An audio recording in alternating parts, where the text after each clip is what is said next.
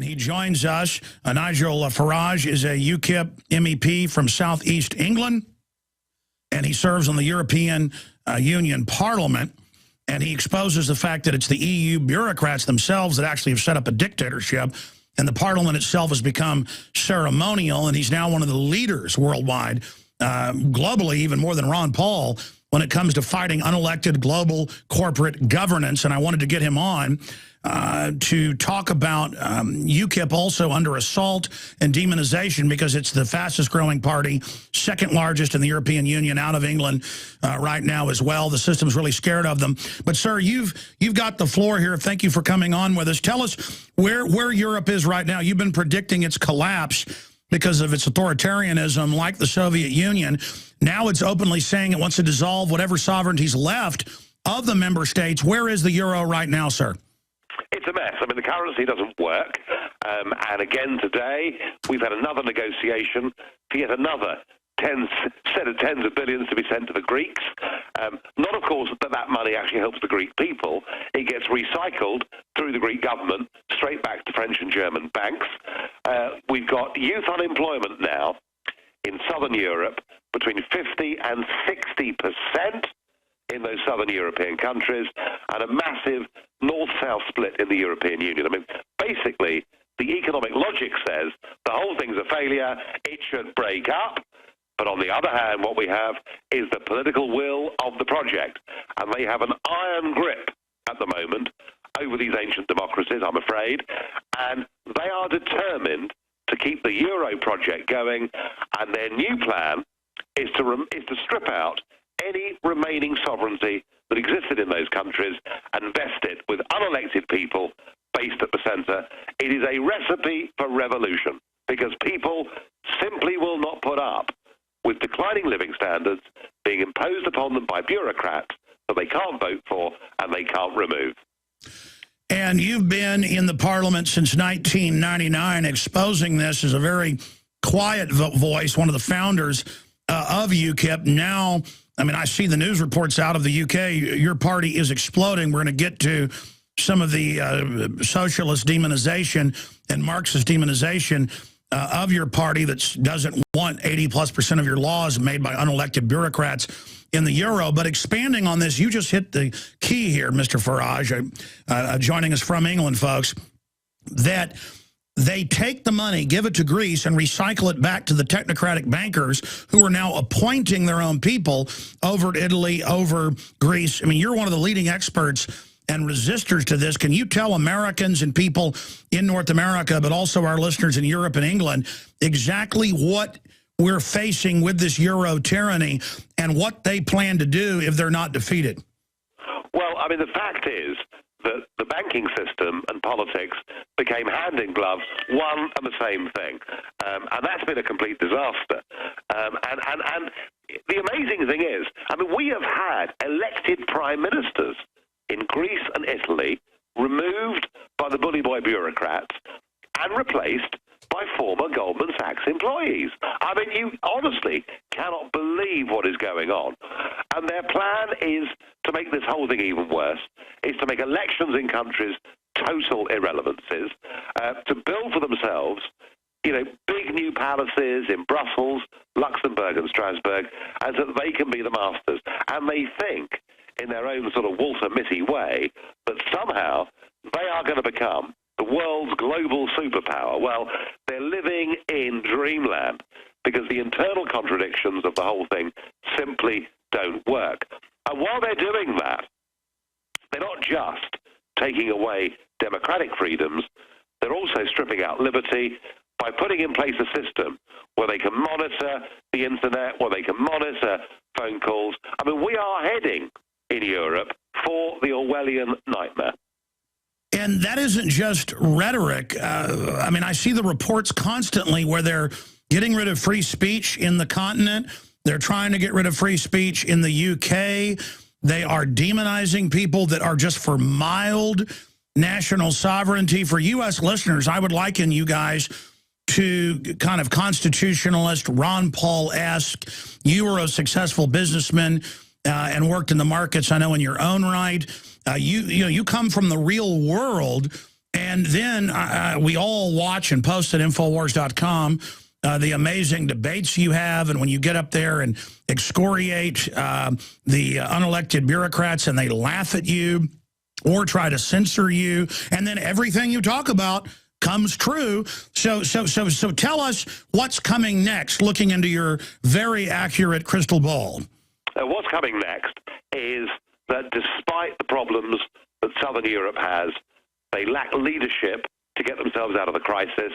We will have, within the next 2 years, under a series of proposals that come from the unelected European Commission, but supported by the current German government, a new form of banking union, economic union, fiscal union, political union, and the whole thing completely unaccountable to the electors in any member state. And I honestly believe that those southern European countries, trapped inside a currency that doesn't suit them, desperately in need of getting a devaluation and also getting back their democracy, because, of course, that acts as a safety valve. And I see the European monster getting worse over the next 2 or 3 years, and I see the suffering of people in the Mediterranean reaching a real crisis point. And I think the danger that Southern Europe faces is there could be a spark, and that spark could lead to something akin to violent revolution. And I think, frankly, the whip hand is now so firmly with the bureaucrats. You know, they hold all the cards, that possibly violence is the only way out of this. Wow, unprecedented. And I know you've spoken about this, but I've read and confirmed it. Eastern Europe being brought in to the euro, many of the communists, not just socialist, operatives and apparatus controllers have now found a second unbelievable life in the bureaucracy and are recreating the Soviet Union. Oh, very much so. I mean, the European Commission in Brussels is stuffed with people who, before the Berlin Wall came down, prospered under the old communist system. We've had commissioners, 6 commissioners here, who were actually members of the Soviet Communist Party, members of that system that murdered 40 million of its own people, that led those countries to absolute misery and ruin, and they've now reinvented themselves. And frankly, what we've got now in Europe, and certainly governed from Brussels, is an updated form of centralized demand management economy. This is the new communism. Of that I have no doubt. And when I say that in the Parliament, when I say that when I meet them, they look very uncomfortable because they know that I'm right. What about this new EU symbol I've seen on posters hanging up at government buildings that has hammers and sickles on it? No, we haven't really reached that stage yet. What they're trying to do is to impose their flag. You know, the flag that the Ryder Cup team had. Sorry to sort of put a sore point on America, but the Ryder Cup team even had that flag, the blue flag with the 12 stars. That's the symbol that really matters to them. And they think that we in Europe are going to swear allegiance to that flag. Well, we're not. We're too different. We're too diverse. We speak different languages. We have different histories and cultures. And the attempt to impose a false nationality upon us is going to lead to ruin. Sure. Obviously, it's all over the UK papers. UKIP foster couple agony, children taken. Council tells them they're racist because they're part of UKIP. I mean, this is incredible slander, libel, defamation. It is. What happened is truly astonishing. A couple in their late 50s who have been fostering for the last 7 years and apparently doing it very well, are both members of UKIP, activists in UKIP, and they currently had in their charge 3 young kids from very difficult backgrounds who happen to come from an Eastern European origin. And they were doing well with these kids. You know, by all accounts, they were doing very well with these kids. These kids were learning English. These kids were getting on. And there was the knock at the door. And the knock at the door from the council officials said, "We have been tipped off that you're members of UKIP." It's as if it's sort of Eastern Germany, isn't it? You know, and we believe your party to be racist, and therefore it is inconsistent and wrong for you to have these children. And so these 3 kids were taken away from this couple that were giving them love, affection, helping them to get onto the real world. They've been placed elsewhere. They've been split up, which makes it even worse. And these two decent people, just because they support a party that says we should not be part of this European monster, and that whilst we have no prejudice against anybody, from anybody in the world, we ought to have a degree of immigration controls about who comes into Britain. These people have been slandered. And it is, I think, just about the most revolting case I can see in modern Britain of an absolutely mad socialist Marxist mindset that has taken over local government in Britain. But there is one piece of good news about it, and that is that the whole country is absolutely revolted by what has happened. And they won't apologize. Let me talk to you here in the break and see if you can do 5 more minutes to finish this. If not, we'll say bye here in a moment. But thank you. We're going to break. Folks, I've been following this. We've got it all linked up at prisonplanet.com and Infowars.com. Or just type UKIP into a search engine and click news. Hundreds of articles. The town council admits they took the kids because they're members of UKIP, one of the biggest parties. It's basically like the Libertarian Party. It doesn't even get into racial issues. As we saw in Katrina, and as we are watching now in New York and New Jersey, the federal government can't and won't help you in a crisis. FEMA ran out of water and MREs in days. Electricity is still off to over 1 million people. The Red Cross, who is quick to beg for money, is now slow to react. Don't put it off any longer. Get prepared today. The InfoWars shop is the largest distributor of ProPure water filter systems. And now, get 15% off your ProPure order with the promo code WATER15. While you're on InfoWarsShop.com, check out these other great preparedness items. The Aquapod kit lets you store up to 65 gallons of water in your bathtub. The Pocket Socket provides you with manual electricity for small electronics like your cell phone. The Life Straw is great for your bug-out bag. And check out our complete line of Interfood products for great tasting and nutritionally dense foods that have a great shelf life. If you are looking to secure your home in a crisis, you can order Strategic Relocations, the film, a great companion to the book Strategic Relocations 3rd edition, and The Secure Home by Joel Skousen. When the time to perform arrives, the time to prepare has already passed. Get prepared now, so if a crisis strikes your home, you and your family will be secure. Go to InfoWarsShop.com and don't forget the promo code WATER15.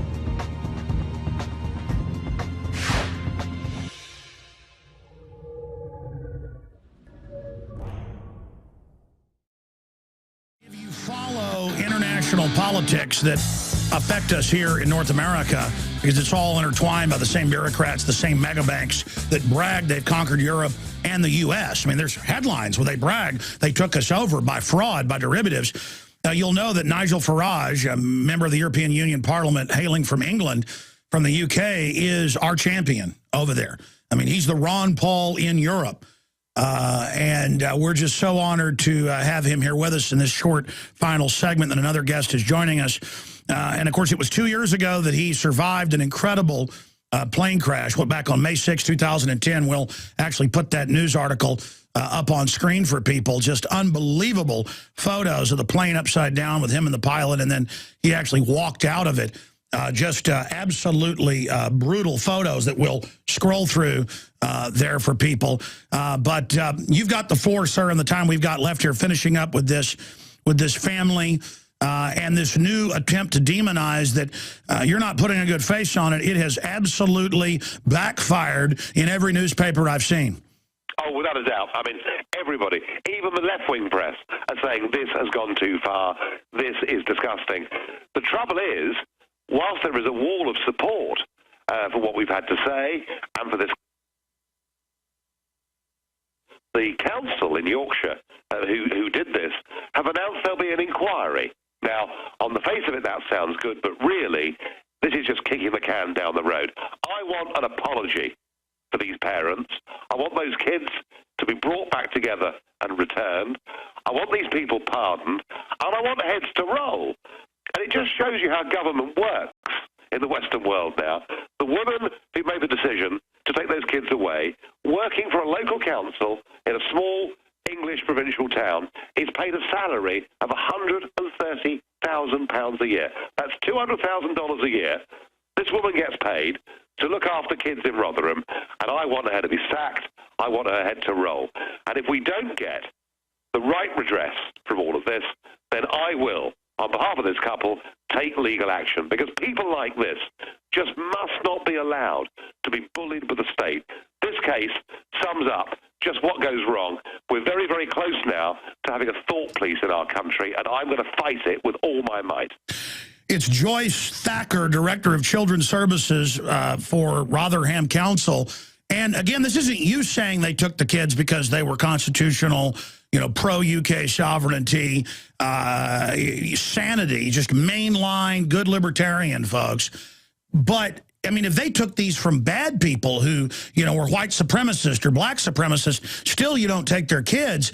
Now we've gotten to the point where they're proud of it and are saying that this is the way it is. This is the thought police.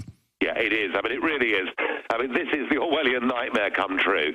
I think, this case illustrates just how bad, just how rotten things have become. But listen, I'm going to do my best to make sure Joyce Thacker loses that big salary she gets for not looking after kids in Rotherham. And I want this decent couple, you know, really good people who society needs, and I want them pardoned, back on the foster register. And I think also they probably deserve a bit of compensation for what they've been through. But again, they intend to stick to their guns, saying that one of the biggest parties in the UK is evil. I mean, it's clear that if these people have their way, I mean, I see them all the time calling in the UK for the arrest of people that don't believe in man-made global warming, who don't want to pay Al Gore money.